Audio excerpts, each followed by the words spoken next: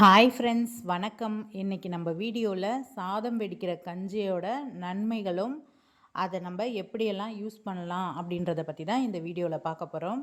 வாங்க நம்ம வீடியோக்குள்ளே போய் இந்த கஞ்சியோட பயன்கள் என்னென்ன, வேறு எதுக்கெல்லாம் யூஸ் பண்ணலாம் அப்படின்றத பற்றி பார்த்துடலாம். உங்களுக்கு வறட்டு இருமல், அதுக்கப்புறம் தலை சுத்தல், தலைவலி, லோ சுகர், அப்புறம் உடல் அசதி, சோர்வு இதெல்லாம் இருந்துச்சுன்னா நீங்கள் சாதம் வெடித்த கஞ்சியை கொஞ்சமாக உப்பு சேர்த்து வெதன்னு நீங்கள் குடிச்சிட்டு வந்தீங்கன்னா இந்த வறட்டு இரும்பல் வயிற்றுலேருந்து இரும்புவாங்க பார்த்தீங்களா, அது எல்லாமே குணமாகும். ட்ரை பண்ணி பாருங்கள். நம்ம அம்மாலாம் இந்த மாதிரி சாதம் வெடித்த கஞ்சியில் கொஞ்சம் உப்பு கலந்து மிக்ஸ் பண்ணி நம்மளுக்கு வெதன்னு கொடுத்துருப்பாங்க. நம்மலாம் குடிச்சிருப்போம். இப்போ தான் நம்ம அதை மறந்துட்டோம்.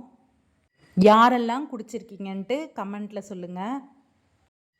இது மட்டும் இல்லாமல் நம்ம திடீர்னு ஒரு ஃபங்க்ஷனுக்கு போனோன்னா முகம் பிரைட்டாக இருக்கிறதுக்கு நீங்கள் இந்த மாதிரி ஒரு சின்ன கப்பில் ஒரு சந்தனத்தை போட்டு இந்த கஞ்சி தண்ணியை கொஞ்சமாக ஊற்றி நல்லா மிக்ஸ் பண்ணிவிட்டு இந்த சந்தனத்தை நீங்கள் முகத்தில் ஒரு 10 நிமிஷம் தடவிட்டு அதுக்கப்புறம் முகத்தை வாஷ் பண்ணி பாருங்கள். முகம் ரொம்ப பிரைட்டாக இருக்கும். சந்தனம் இல்லைனாலும் பரவாயில்ல, நீங்கள் அரிசி மாவு கூட சேர்த்துக்கலாம். அப்படி இல்லைன்னா ஏதாச்சும் ஒரு காப்பி தூள் கூட நீங்கள் சேர்த்துக்கலாம். வீட்டில் எந்த பொருள் இருக்கோ அதை சேர்த்து இந்த கஞ்சி தண்ணியில் மிக்ஸ் பண்ணிவிட்டு முகத்தில் தடவி ஒரு 10 நிமிஷம் விட்டுட்டு வாஷ் பண்ணி பாருங்கள். முகம் நல்லா பிரைட்டாக இருக்கும். அதுக்கப்புறம் நீங்கள் தலையை வாஷ் பண்ணுறதுக்கு சீக்காய் யூஸ் பண்ணுவீங்கன்னா நீங்கள் இந்த கஞ்சி தண்ணியில் சீக்காவை போட்டு மிக்ஸ் பண்ணி தலையில் தேய்ச்சி நீங்கள் குளிக்கலாம். அப்படி நிறைய பேர் இப்போ நம்மலாம் சீக்காவே யூஸ் பண்ணுறதில்ல. ஷாம்பு யூஸ் பண்ணுவீங்கனாலும் நீங்கள் இந்த கஞ்சி தண்ணியில் ஷாம்பை போட்டு நல்லா மிக்ஸ் பண்ணிவிட்டு நீங்கள் தலையை வாஷ் பண்ணி பாருங்கள். தலைமுடி நல்லா ஷைனிங்காக எண்ணெய் பிசுக்கெல்லாம் போய் சூப்பராக இருக்கும்.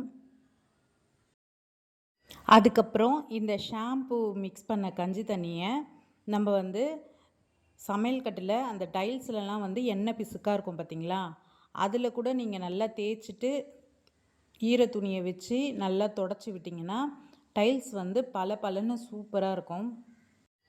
இந்த ஷாம்பு கலந்த கஞ்சி தண்ணியை நம்ம என்ன பண்ண போகிறோன்னு பார்த்தீங்கன்னா, நான் கஞ்சி தண்ணி ஏற்கனவே ஒரு டம்ளர் அளவு இதில் இருக்குது. இந்த பாத்திரத்துலேயே நான் ஷாம்பு மிக்ஸ் பண்ண கஞ்சி தண்ணியையும் ஊற்றிக்கிறேன்.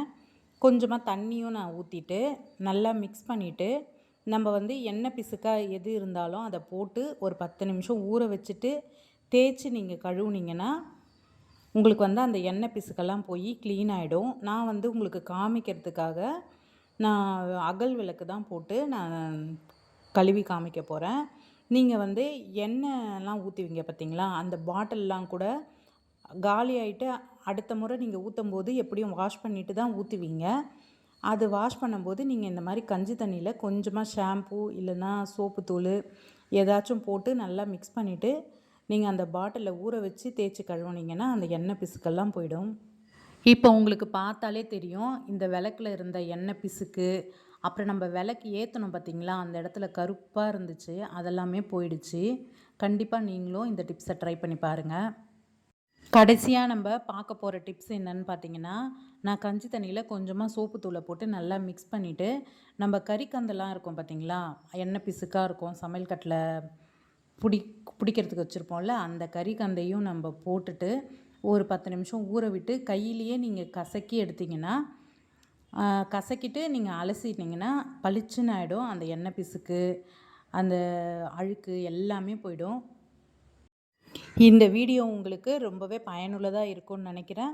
வீடியோ பிடிச்சிருந்தா ஒரு லைக் ஒன்று கொடுத்துருங்க. அடுத்த ஒரு நல்ல வீடியோவில் பார்க்கலாம்.